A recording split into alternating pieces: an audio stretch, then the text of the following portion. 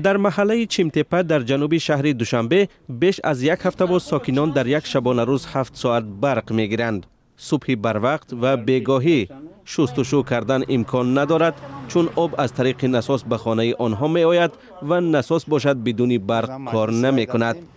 مکتب در مجلس بود در حالت یمو ایسوب سیمو کنند سیموی گلاونی علیش که ایسیان سیمو را که سوز کردن بو سویت باید بشود.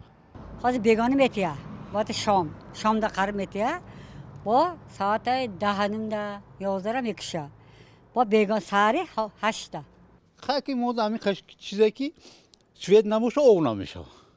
برای چی او نمیشه؟ گلوبینی نسوسه. من واسه فروت به او نمیشه. همین چیز دیگه. تاجران میگویند ساکنان اطراف شهر را درباره قطع انتقال نیروی برق آگاه نکردند. از این رو تقریبا همه مغازه‌های خرد و فروشگاه‌ها زیان دیدند. نامد سویت من کردیم دیگه قبول نکردیم چیزوره. در شرکت برق تاجیک از نو جاری شدن لیمیت برق را به مثل سالهای پیشین رد کردند.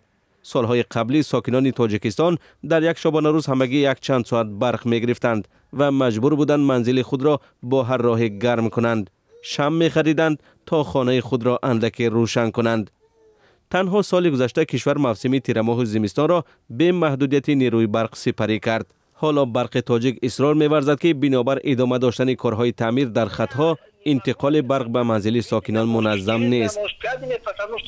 نه لیمیت نیست. به زودی همش حل می شود. ساکنان اطراف دوشنبه به این نظرند که مقامات از گفتن حقیقت سرپیچی می‌کنند و به قول آنها هنوز هم کمبود برق مسئله مبرم است. به وعده مسئولان هم که میگویند بعد از چند روز برق بدون محدودیت تامین می شود باور ندارند.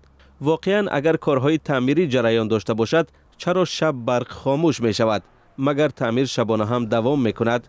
شهروندان بر اینند که در کشور باز هم نیروی برق نمی رسد اما شرکت برق تاجیک نمی خواهد در این رابطه لب وا کند. به قول کارشناسان از ماه نوامبر نرخ نیروی برق بالا می رود تا که وضع مالی برق تاجیک بهبود یابد. شاید آن زمان تامین برق هم به تنظیم درآید.